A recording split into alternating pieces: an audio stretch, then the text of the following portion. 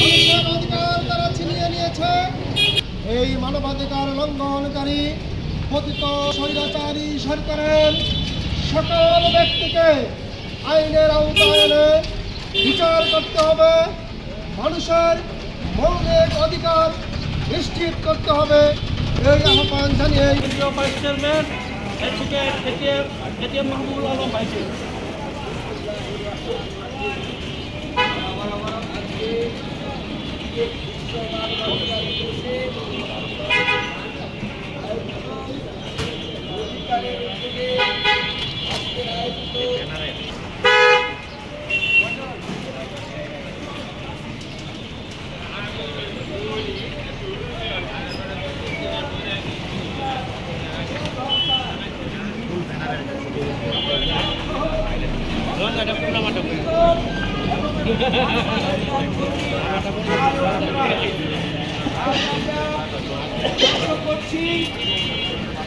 এই বাংলাদেশটাকে স্বৈরাচারের পতনের পর আমরা যা দেখেছি, দেশের অর্থনীতিকে একেবারে শেষ করে দেওয়া হয়েছে।